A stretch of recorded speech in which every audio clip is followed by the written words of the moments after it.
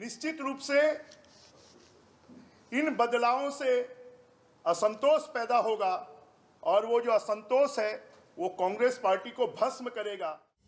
पहले टीएस सिंहदेव, फिर दीपक बैज, अब प्रेमसाय सिंह टेकाम और मोहन मरकाम।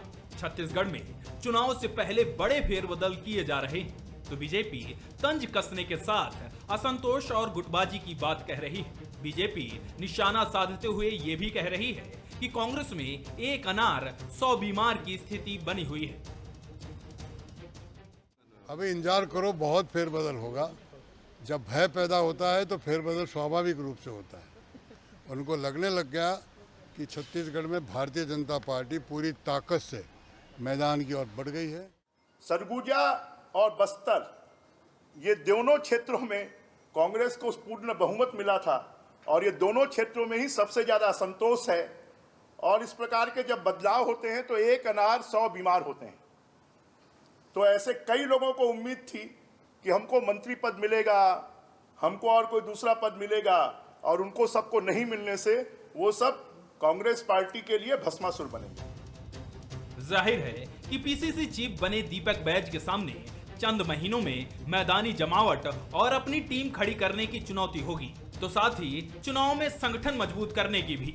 वहीं मोहन मरकाम और प्रेमसाय सिंह टेकाम विभागों में जो भी पद संभालने वाले हैं, उन्हें चुनाव आते आते विभाग को समझने और संभालने की भी जिम्मेदारी होगी। हालांकि फिलहाल तो नेताजी कैबिनेट में शामिल होने को लेकर खुशी जताते नजर आ रहे हैं। अभी छत्तीसगढ़ सरकार में मंत्रिमंडल के सदस्य के रूप में छत्तीसगढ़ के 2 करोड़ 80 लाख जनता की अपेक्षाओं पर, उम्मीदों पर खरा उतरने की जिम्मेदारी है। मैं माननीय मुख्यमंत्री जी का, मैं माननीय केंद्रीय नेतृत्व का दिल से धन्यवाद देना चाहता हूं, जो मेरे लिए भूमिका तय की। कांग्रेस में नए बदलाव से संगठन और सत्ता को नई मजबूती मिल रही है। बीजेपी कांग्रेस में असंतोष और डर की संभावनाएं देखते हुए जीत के दावे कर रही है, लेकिन सबसे बड़ा सवाल यही उठ रहा है कि और कितने बदलाव देखने को मिलेंगे और उनका चुनाव में क्या असर देखने को मिलेगा। Bureau report, Bansal news. Narendra Modi ने छत्तीसगढ़ में आकर बदलबो बदलबो का नारा क्या दिया। छत्तीसगढ़ की राजनीति में पूरा बदलबो बदलबो शुरू हो गया है। अब ये बदलाव कहां और कैसे थमेगा यह किसी को नहीं पता चल पा रहा है। कांग्रेस में इन दिनों बदलाव का पूरा दौर चल रहा है। टीएस सिंहदेव मंत्री से बदलकर डिप्टी सीएम हो गए, मंत्री प्रेमसाय सिंह टेकाम मंत्री से बदलकर विधायक रह गए, मोहन मरकाम प्रदेश अध्यक्ष से बदलकर मंत्री हो गए, उधर दीपक बैज सांसद से बदलकर प्रदेश अध्यक्ष हो गए। नारा तो मोदी ने बदलबो सत्ता बदलने के संदर्भ में दिया था, लेकिन कांग्रेस ने सत्ता के साथ साथ संगठन में भी बदलाव शुरू कर दिया है। अब कहा जा रहा है कि बदलाव थमने वाला नहीं है बल्कि और बढ़ने वाला है। अब बड़ा सवाल यह कि बदलाव से क्या कुछ बदलेगा, और सबसे बड़ी बात तो यह कि चुनाव में जब 100 दिन का वक्त बचा है तो फिर इस बदलाव से क्या कुछ हासिल हो पाएगा। नमस्कार, आज का मुद्दा में आप सभी का स्वागत है। मैं हूं आदित्य नामदेव। पीसीसी के सुप्रीमो बदले हैं तो उनकी टीम भी बदलेगी। ऐसे में चुनाव के पहले जिला अध्यक्ष से लेकर महामंत्री तक संशय में है, क्या उन्हें भी बदला जाएगा? ऐसे में चुनाव के पहले अनिश्चितता का क्या पार्टी आने वाले समय मुश्किल में तो नहीं बढ़ जाएगी? कांग्रेस की हम बात कर रहे हैं, मंत्री की छुट्टी से क्या अन्य मंत्रियों में संशय नहीं बढ़ जाएगा? चुनाव के पहले ये रिस्क क्या कांग्रेस के लिए भारी तो नहीं पड़ जाएगा? और भी कई सवाल हैं जिस पर हम बातचीत करेंगे। हमारे साथ बातचीत करने के लिए 3 बेहद खास मेहमान मौजूद हैं। हमारे साथ रामअवतार तिवारी जी मौजूद हैं, वरिष्ठ पत्रकार हैं, मैं बहुत स्वागत करता हूं उनका। हमारे साथ मुकेश शर्मा जी हैं, भारतीय जनता पार्टी के वरिष्ठ नेता प्रवक्ता हैं, बहुत स्वागत करता हूं उनका। हमारे साथ मैं माफ कीजिएगा, मैं शशि भगत जी मेरे साथ मौजूद हैं, उपाध्यक्ष हैं कहीं ना कहीं आदिवासी कांग्रेस के, और बड़े लीडर भी हैं बस्तर के। चूंकि बदलबो बदलबो है तो मैं शशि जी से भी पूछूंगा कि शशि जी के लिए भी कुछ नया बदलाव है क्या। मैं आऊंगा उनके पास। शशि जी, ये लगातार बदलबो बदलबो चल रहा है, नरेंद्र मोदी ने नारा दिया, बदलना आपने शुरू कर दिया है। चुनाव के 100 दिन पहले बदलाव महंगा तो नहीं पड़ जाएगा भगत साहब? देखिए, बदलाव एक स्वाभाविक प्रक्रिया है और उसमें किसी तरह की कोई महंगा और सस्ता पड़ने वाली बात नहीं है। संगठन को किस तर्ज में मजबूत करना है, इस लाइन में आगे कांग्रेस पार्टी बढ़ रही है और पहले की मजबूती में और हम ज़्यादा मजबूती देने के लिए इस तरह की स्थिति लाते हैं और समय समय होता रहता है। ये एक स्वाभाविक प्रक्रिया है, किसी अन्य तरह से इसको देखना वाजिब नहीं होगा। तो ये माना जाए कि बदलाव से कोई दिक्कत नहीं होगी, ऐसा लग रहा है आपको? नहीं, बिल्कुल नहीं। बदलाव से संगठन मजबूत ही होगा और अन्य किसी तरह का कोई साइड इफेक्ट जैसा कि वो आपकी बातों से लग रहा है वैसा कुछ नहीं होने वाला है। तो इसलिए मतलब सब कुछ फील गुड है ऐसा लग रहा है आपको? यस, बिल्कुल फील गुड है। चलिए मैं रामतर जी के पास चलता हूँ, रामतर जी बेहतर तरीके से समझा पाएंगे। रामतर जी, बदलाव हमने देखा है, निश्चित तौर पर बदलाव का पैटर्न बीजेपी में सबसे ज्यादा देखते थे हम। गुजरात में हमने देखा सब कुछ बदल दिया गया, बाकी राज्यों में भी देखे, कहीं ना कहीं इसका बहुत अच्छा परिणाम देखने को कहीं मिला, कहीं बिल्कुल भी नहीं मिला। छत्तीसगढ़ की परिपाटी कभी ये रही नहीं है, डिप्टी सीएम की परिपाटी, प्रदेश अध्यक्ष को हटाए 12 घंटे के अंदर पद देना पड़ा। अब ये आ रही है कि टीएस को ये विभाग मिलेगा, कृषि मंत्री से ये विभाग इधर जाएगा, खाद्य मंत्री के साथ परिवर्तन हो सकता है, शिक्षा कहीं और जाएगा। ये अचानक जो परिवर्तन हुआ, सुप्रीमो बदल दिएगा, उनकी टीम निश्चित तौर पर दीपक बैज अपने हिसाब से बनाएंगे। क्या वाजिब लग रहा है 100 दिन पहले ये सब करना? चुनाव में जनता के बीच जाने के पहले भाजपा और कांग्रेस दोनों अपने घर को सुधारने की कोशिश कर रहे हैं। घर में कुछ कमियां हैं उसको ठीक करने का, और जनता के बीच जाएं तो एक बड़े बदलाव हो। बदलाव प्रकृति का नियम है और पार्टियां इस तरह से पीढ़ी परिवर्तन करती हैं, वैसे ही एक देखा जा सकता है। दोनों पार्टियों के अलग अलग अपने मापदंड हैं। भाजपा में बदलाव नीचे से मांग उठ रही है कि किस तरह से जो पुराने 15 साल के चर्चित चेहरे थे, जो बदनाम चेहरे थे, जिन्होंने सत्ता भोग खाया, कार्यकर्ताओं को जिन्होंने उपेक्षा की, वैसे लोगों को एक नया छत्तीसगढ़िया लाया जाए, ये भी मांग है और उस पर सैन वो इस पर कोशिश कर रहे हैं। उसी तरह कांग्रेस में गुटबाजी थी, असंतोष था, एडजस्टमेंट की जो बात हुई थी वो कहीं न कहीं अधूरी थी, तो वो अलग अलग तरीके से करने की कोशिश की गई।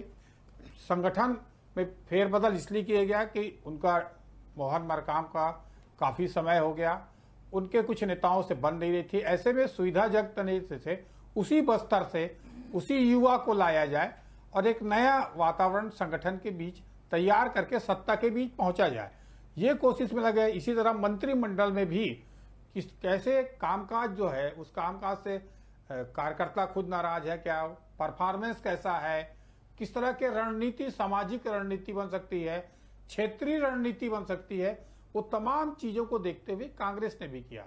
ये परिवर्तन के बाद एक तरह से वो अपने कमजोरी है वो खत्म करके नए तरीके से जाया जाए और पार्टी में कैसे फिर से सत्ता लाया जाए, ये दोनों की कोशिश है। अब इसके नुकसान और फायदे के अलग अलग समीकरण है। दोनों पार्टियों ने सर्वे कराया है, जनता की भावनाओं को समझा है, उसके बाद कार्यकर्ताओं से बातचीत की है। आपसी सहमति से रायपुर से लेकर दिल्ली तक चर्चाओं के बाद दोनों पार्टियां बदल रही हैं कि इसके बाद जाया जाए तो कुछ फायदा मिल सकता है। अब फायदा होगा, कितना रिस्क होगा, ये आगामी चुनाव में पता चलेगा। शर्मा साहब, ऐसा तो नहीं लगता कांग्रेस ने गेंद आपके पाले पर दे दी है? आपको चांस तो नहीं बढ़ गया ये तमाम बदलाव, ये असंतुष्ट वो असंतुष्ट, कौन कहाँ जा रहा है, कौन सा विभाग मिलेगा, ये अचानक खलबली जो कांग्रेस में मची है, भारतीय जनता पार्टी को फायदा तो मिल रहा होगा? मुकेश शर्मा जी, आदित्य जी, कहीं ना कहीं आप देखिए कि इस बदलाव के पीछे का कारण क्या है। कारण में आप जाएंगे तो कहीं ना कहीं रामोतार जी बोल रहे थे, वरिष्ठ पत्रकार हैं, कि इन्होंने सर्वे करवाया है। दूसरा, भारतीय जनता पार्टी की सक्रियता से कहीं ना कहीं सरकार हड़बड़ाई हुई है, कांग्रेस पार्टी हड़बड़ाई हुई है। और दूसरा कारण आप देखिए कि ये मैं नहीं कह रहा हूं, लगातार समाचार पत्रों में आपने देखा होगा कि मोहन मरकाम जी और एक गुट के पीछे कोई सामंजस्य बन नहीं रहा था। और तीसरी बात, सबसे बड़ी बात, कि मोहन मरकाम जी ने डीएमएफ फंड में हो रहे भ्रष्टाचार को सार्वजनिक किया था। तो कहीं ना कहीं ये बदलाव नहीं है, उनको सजा मिली है। और 100 दिन पहले आप किसी को मंत्री बनाते हैं तो मुझे लगता है तो ये भी सजा जैसा ही है। तो कुल मिला के कांग्रेस पार्टी के अंदर अंतरकलह उभर के आ चुका है और उसी को ढकने के लिए इस प्रकार के बदलाव किए जा रहे हैं। अरे कल जो कैबिनेट मंत्री था, आज उसको आप कैबिनेट मंत्री का दर्जा देते हैं, तो उसको आप इनाम देते हैं कि सजा देते हैं?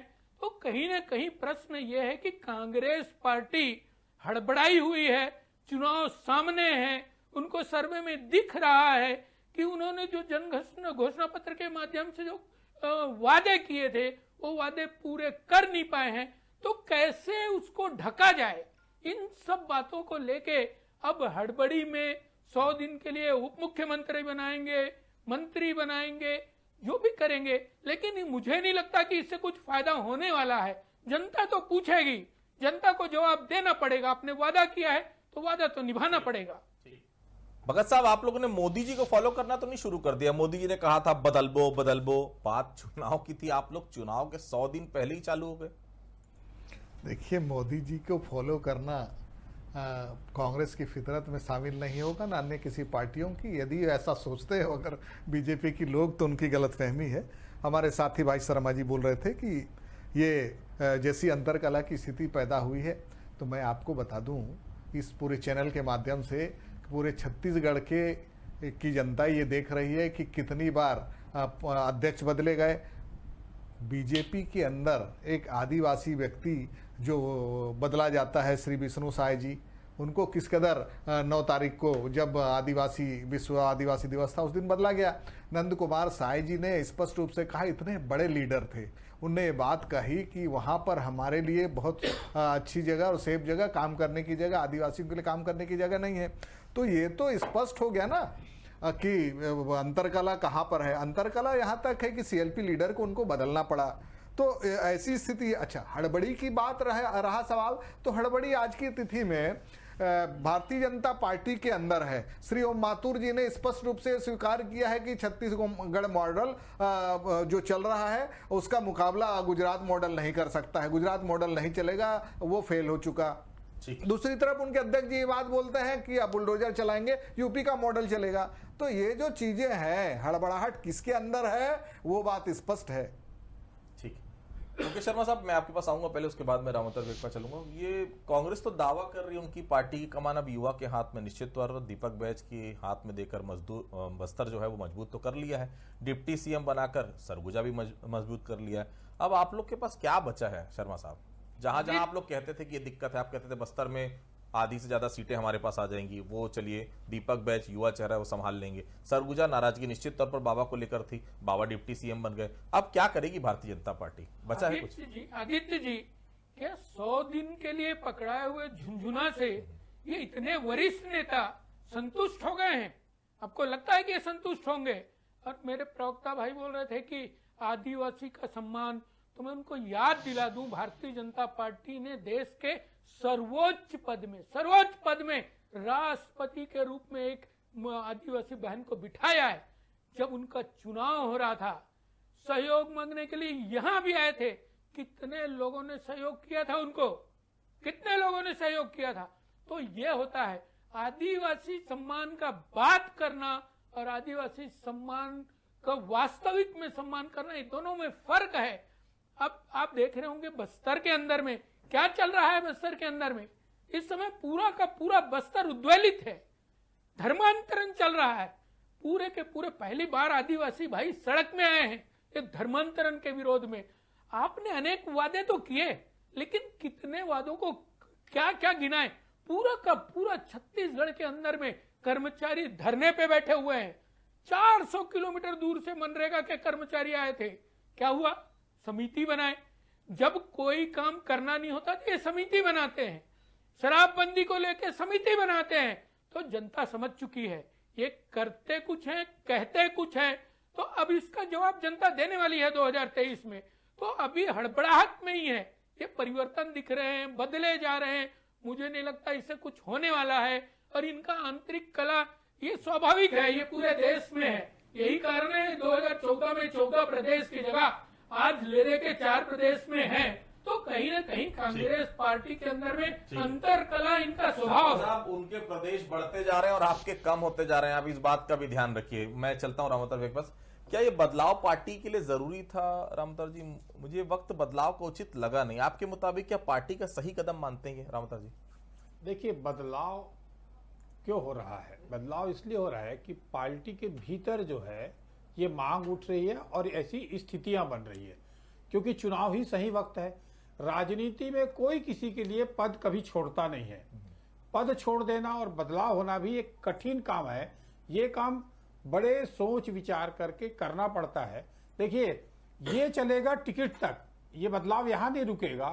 टिकट वितरण के समय जो मांग उठ रही है कि बदलाव हो जाए, नया पीढ़ी को मौका दिया जाए, नया पीढ़ी तैयार है, उसको कब मौका मिलेगा? जो मैदान में संघर्ष कर रहा है। तो मैदान में जो संघर्ष कर रहा है कार्यकर्ता, उसको कहीं ना कहीं पार्टी हाईकमान ये संकेत दे रहा है कि आपके लिए जगह हम देने की कोशिश के कवायद में लगे हैं। उसका एक हिस्सा है बदलाव।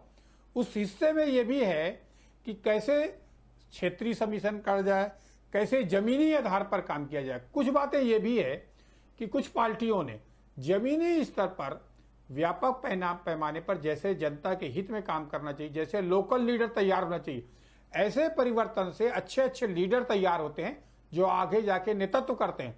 तो परिवर्तन हर पार्टी के लिए फायदेमंद है।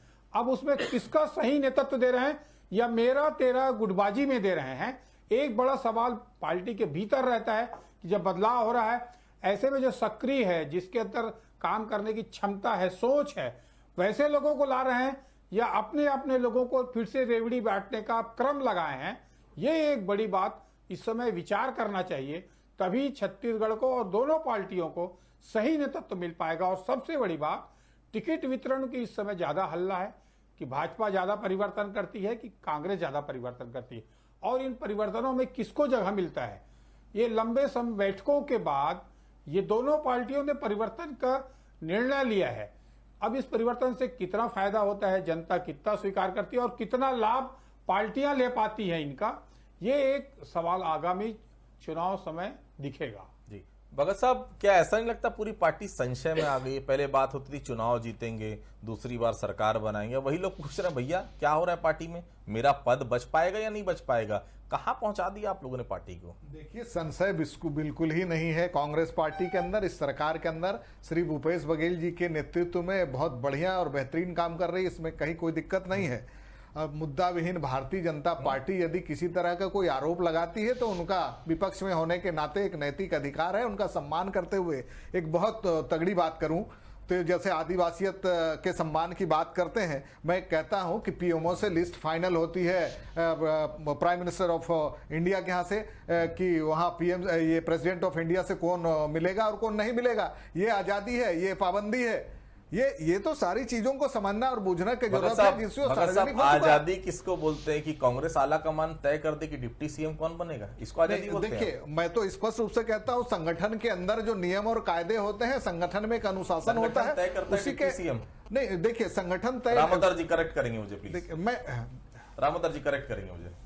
देखिए, पार्टी में संतुष्टिकरण का एक दौर चल रहा है कि कैसे चुनाव में डैमेज कंट्रोल किया जाए। मुझे केवल आप सही करिए, क्या मैं सही बोल रहा हूँ गलत बोल रहा हूँ? क्या पार्टी तय करती कौन डिप्टी सीएम बनेगा? पार्टी तय नहीं करती, पार्टी नेतृत्व जो हाईकमान है वो तय करता है। तय करना तो मुख्यमंत्री को अधिकार है और प्रशासन का काम है, मगर जब पार्टी का हाईकमान जो बैठा है वो संतुलित करने की, राजनीति में संतुलित करने का एक पद है। संवैधानिक तौर पर डिप्टी सीएम कोई पद नहीं होता, परंतु ये समीकरण के तहत जो जिन्होंने काम किया है उसको सम्मान देने का। देखिए, महाराष्ट्र में 2-2, 3-3 बन गए डिप्टी सीएम, तो कई राज्यों में इस तरह से जिनका योगदान है उसको देखते हुए बनाया गया, वैसे यहां भी दिख रहा है। अच्छा, एक बात बताइए शर्मा साहब, कांग्रेस में जो कुछ हो रहा है उससे आप लोग खुश हैं या फिर आप लोग परेशान हैं? क्योंकि कई लोग इससे कांग्रेस का बदला अवतार भी मार रहे हैं, कह रहे हैं कि अगर इस तरह का बदलाव हुआ तो कांग्रेस और बेहतर करेगी आने वाले विधानसभा चुनाव में। शर्मा साहब देखिए आदित्य जी, भारतीय जनता पार्टी का अपना संगठन का सतत प्रक्रिया है।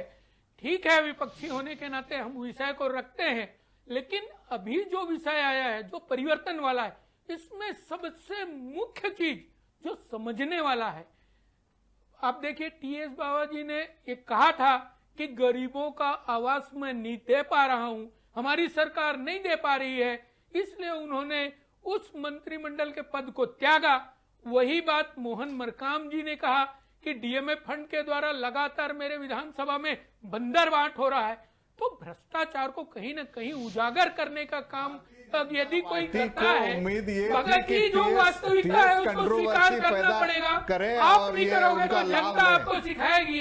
वास्तविकता तो यही है, सिखा चुकी है। वास्तविकता तो यही है, सच तो यही है कि आंतरिक कलह चल रहा है, लगातार भ्रष्टाचार की बात हम तो कर रहे हैं, लेकिन जब आपके पार्टी के लोग, आपके सरकार में शामिल लोग यदि भ्रष्टाचार की बात करते हैं तो कहीं ना कहीं इसका जवाब सत्ता में बैठे हुए, सरकार में बैठे हुए लोगों को तो देना पड़ेगा।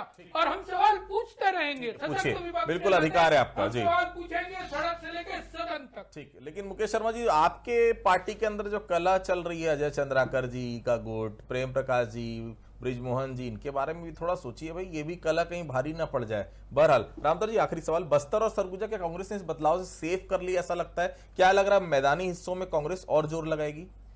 देखिए, मैदानी स्थान में धान जैसे मुद्दे, छत्तीसगढ़ जैसे मुद्दे को लेकर कहीं कहीं कांग्रेस मजबूत लग रही है।